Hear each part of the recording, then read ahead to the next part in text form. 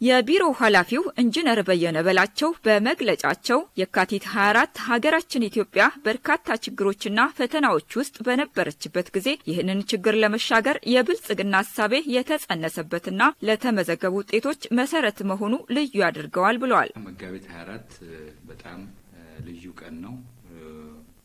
በልዩ ሁኔታ ለኛ ኢትዮጵያን በልዩ ሁኔታ ማስታወስ የሚገባን ደጋግመን ማክበር የሚገባን እለት እንደሆነ መነሻ ላይ ሐሳብ ለመስጠት ነው። የህብረተሰቡን የመሰረተ ልማትና የመልካም አስተዳደር ጥያቄዎች በቅርበት ምላሽ ለመስጠት እንዲቻል የክልሉ መደራጀት የለውጡ ትርፋት መሆኑንም ገልጸዋል። ክልል ለመደራጀት ከተነሱ አበይት ጉዳዮች ውስጥ በዋናነት የሚነሳው የመልማት ጥያቄ ነው።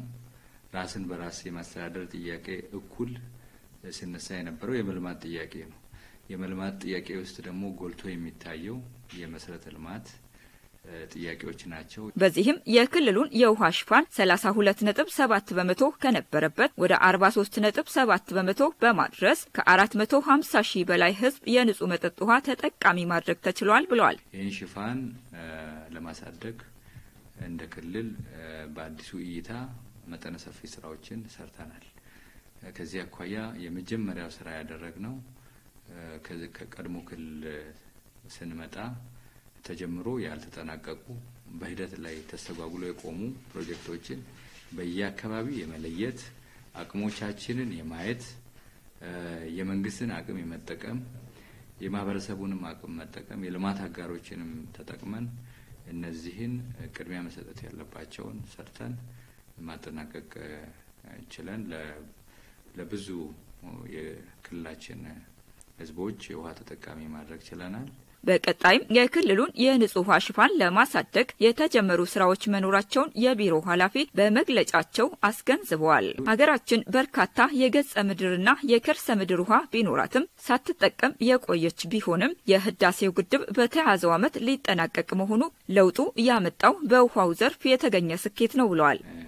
ታሪክ ለመቀየር የተጀመረው የኢትዮጵያ ህዳሴ ግድብ ወደ መጠናቀቅ ደረጃ እየመጣ ያለበት ሁኔታ በውሃ ዘርፍ ላይ ከሰጡት አቤት ምሳሌዎች ውስጥ አንዱ ነው። በክልሉ ከለውጡ በፊት ያልተለመደው የመስኖ ስራን በተመለከተ የነበረውን የግንዛቤ ክፍተት በመቀየር ከ3627 ሄክታር በላይ መሬት ማልማት የሚያስችሉ የመስኖ አውታሮችን በመገንባት ለአገልግሎት ማብቃት ተችሏል ብለዋል። የመስኖ መሰረተ ልማት ክፍተቶችን ለመሸፈን ባለፉት 3 አመታት 15 አነስተኛ መስኖ አውታሮችን መገንባት ተችሏል። እንደ ውሃ ሴክተርም 15ቱን ስንገነባ የመንግስትን አቅም ተጠቅመን የልማት አጋሮችን አቅም ተጠቅመን እንደዚሁም የወረዳዎችን ዞኖችን ማህበረሰቡን በራሱ ተጠቅመን ይሄንን ማሳካት ችለናል። የመስኖ ስራን በስፋት በማስኬድ አሁን ከተደረሰበት 15700 ሄክታር የማልማት አቅም ወደ 40000 ሄክታር ለማሳደግ ታቅዶ እየተሰራ ስለመሆኑም ያብራራሉ። ምዕራብ ኦሞ ዞን እና ከፋ ዞንን አካባቢ ሊያለማ የሚችል የሻርማ መስኖ በትልቅ ደረጃ እንደ ክልል የተጠና ተጠንቶ ጥናቱ አልቆ ለፌደራል የቀረበ መስኖ ነው።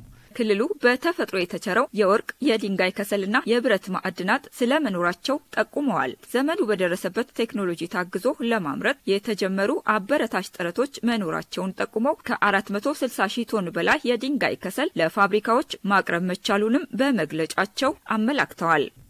ፌደራል መንግስቱ ይሄንን ፖቴንሻል ይሄ አቅም ያለው ክልል መሆኑን በመገንዘብ በዳውሮ ዞን ላይ ተርጫ ከተማ ላይ በዚህ አመት የሀገሪቱን 25% የድንጋይ ፍላጎትን የሚያሟላ የትልቅ የድንጋይ ማጠቢያ ፋብሪካ በግለሰብ ተገንብቶ የኢፌድሪ ጠቅላይ ሚኒስትር ክቡር ዶክተር አብይ አህመድ በተገኙበት ተመርቆ አገልግሎት እየሰጠ ይገኛል። ይሄ ትልቅ መነቃቃትን እየፈጠረ ነው።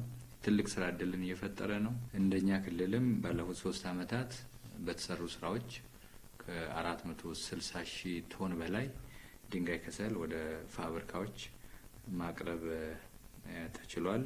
ከ15000 በላይ ስራ እድሎችን በማዕድን ዘርፍ ላይ መፍጠር የተቻለበት ሁኔታ ሲታይ ማዕድን በትልቁ የተነቃቃ ሴክተር ነው። ኢኮኖሚውንም እያነቃቃ የሚገኝ ነው። ይሄ ሁሉ ውጤት ደግሞ በመጋቢት 24 የተገኘ ውጤት ነው